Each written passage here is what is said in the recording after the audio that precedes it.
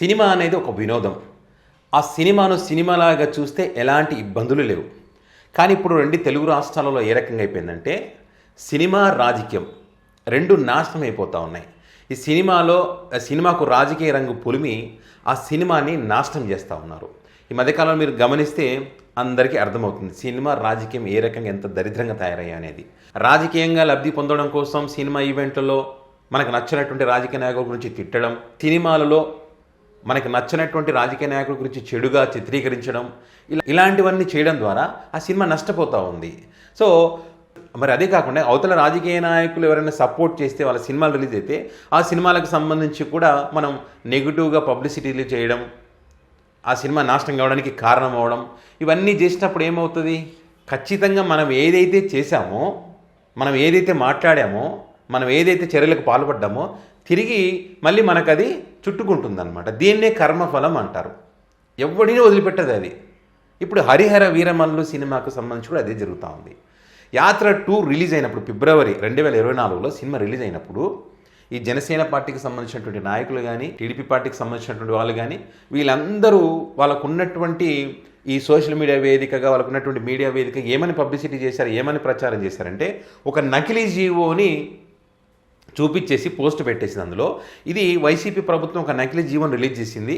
వైఎస్ఆర్ గారి biopic cinema ఏదైతే యాత్ర 2 ఉందో దీన్ని ప్రమోట్ చేసుకోవడం కోసము ఒక ఆర్థిక ఉగ్రవాది సినిమాను ఈ రకంగా ప్రభుత్వం ఎట్లా పబ్లిసిటీ చేస్తుంది, మంత్రులు కానీ, ఎమ్మెల్యేలు కానీ, ఎంపీలు కానీ వీళ్ళందరూ ఫ్రీగా టికెట్లు ఇచ్చి సినిమా చూపిస్తూ ఉన్నారు. ఇది అధికార దుర్వినియోగానికి పాల్పడడం కాదా అని చెప్పి అప్పుడు 1 కాదు 2 కాదు ఇట్లాంటి ఎన్నో మాట్లాడేశారు. అప్పుడు అదేవిధంగా బ్లాక్ మనీని వైట్ మనీగా మార్చుకోవడం కోసం కూడా ఈ సినిమా తీయడం జరిగిందనేటువంటి కామెంట్లు అప్పుడు చేశారు.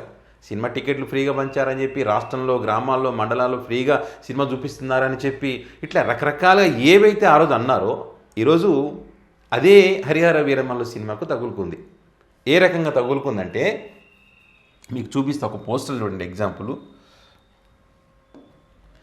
ఇదొక్క పోస్టర్ చాలు యాత్ర 2 యొక్క కర్మఫలం హరిహర వీరమల్లుకి ఏ రకంగా ఉంది అని చెప్పడానికి.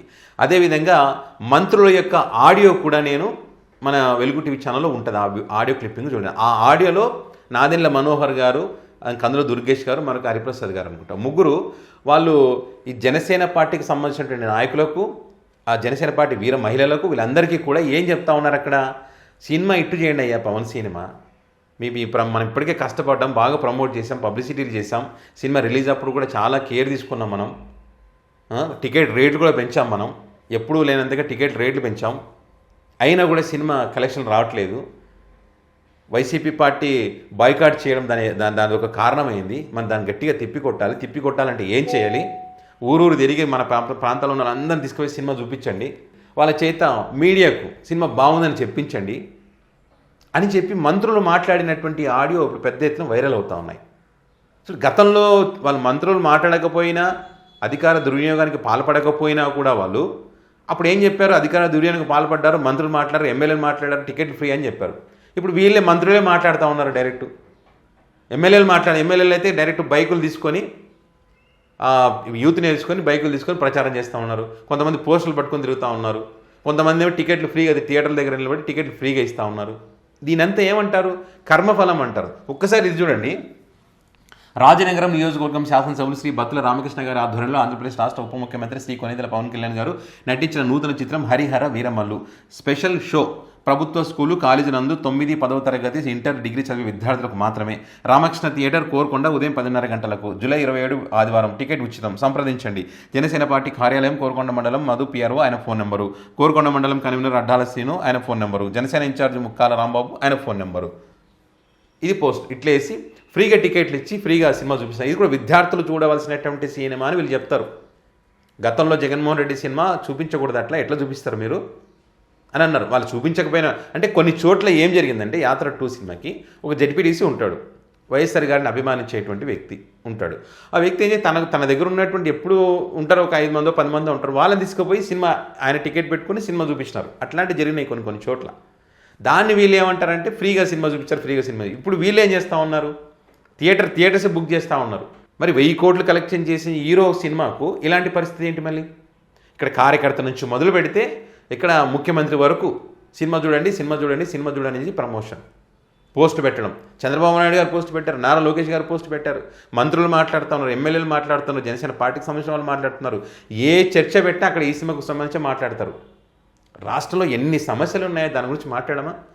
అన్నీ మీరు చూడండి, ఈ వారం 10 రోజులు చూడండి, హరిహర వీరమల్లు సినిమాకి తప్పితే వేరే టాపికే లేదు. దాని వెనక చాలా జరుగుతున్నాయి. రైతులకు సంబంధించి మామిడి రైతుల కష్టాలు దీంట్లో పడి దాన్ని మర్చిపోయారు. దానికి సంబంధించిన ఒక ఇంట్రెస్టింగ్ టాపిక్ కూడా ఉంది. నేను చెప్తాను. దీని వెనక 263 కోట్ల స్కామ్ జరిగింది అనే ఒక చర్చ నడుస్తాం. దానికి సంబంధించి కూడా నెక్స్ట్ వీడియోలో చెప్తాను మీకు నేను. ఇంతమంది పబ్లిసిటీ చేస్తూ ఉన్నారు ఈ సినిమాకి సంబంధించి. మరి దీన్ని ఏమంటారు? అధికార దుర్వినియోగానికి పాల్పడడం కదా. ఒక మంత్రిగా ఉన్నటువంటి వ్యక్తి, మంత్రి బాధ్యతమైనటువంటి పదవేది, మరి ఆ మంత్రిగా ఉన్నటువంటి వ్యక్తి ఇలాంటి సినిమాలకు సంబంధించి ప్రమోషన్లు కానీ చేయడం ఇవన్నీ చేయకూడదు. అవన్నీ పక్కన పెట్టి ఇక్కడ మంత్రిగా ఉండాలని చెప్పి కొంతమంది మేధావులు, కొంతమంది విశ్లేషకులు చెప్తా ఉన్నారు. మరి పవన్ కళ్యాణ్ గారు అప్పుడు ప్రమాణం చేసినప్పుడు తెలియదా ఇవన్నీ అని చెప్పి వాళ్ళు క్వశ్చన్ చేస్తూ ఉన్నారు. ఇట్లా ప్రతిదీ కూడా గతంలో లేని దాని గురించి మీరు ఏదైతే మాట్లాడారో ప్రతిదీ కూడా మీకు ఇప్పుడు తగులుకుంది.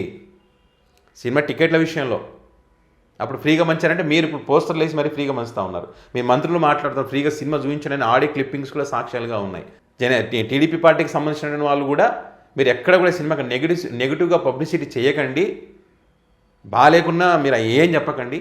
అదేవిధంగా ఫేక్ కలెక్షన్స్ వేసి మీరు బాయ్కాట్ చేసినా కూడా సినిమా కలెక్షన్ ఆపలేకపోయారంటే మీరు ఎన్ని పోస్టర్ మీద ఎన్నైనా రాయొచ్చు, కానీ సినిమా థియేటర్లు ఉంటాయి కదా, ఆన్లైన్ బుకింగ్ ఉంటుంది, దాంట్లో చెక్ చేస్తే తెలుస్తుంది కదా, అర్థమవుతుంది కదా కలెక్షన్స్ ఏ రకంగా ఉంటాయి ఏందనేది. కొన్ని వెబ్సైట్లు నిజాయితీగా రాసే వెబ్సైట్లు కూడా కలెక్షన్లకు సంబంధించి మీరు ఫేక్ కలెక్షన్స్ చేసినంత మాత్రాన ఇట్లా వేస్తే అట్లా మీరు వేస్తున్నారు. కాబట్టి ఇప్పుడు వీళ్ళు ఏమంటున్నారు, మీరు గతంలో ఏదైతే కామెంట్ చేస్తారో బ్లాక్ మనీని వైట్ మనీగా మార్చుకోవడం కోసం ఈ సినిమా తీశారని యాత్ర 2, ఇప్పుడు మీరు మరి ఫేక్ కలెక్షన్ చేస్తున్నారంటే దాన్ని ఏమంటారు, ఇప్పుడు బ్లాక్ మనీని వైట్ మనీగా మార్చుకోవడం కోసం ఇట్లా ఫేక్ కలెక్షన్ చూపిస్తున్నారు అనేటువంటి కామెంట్ కూడా.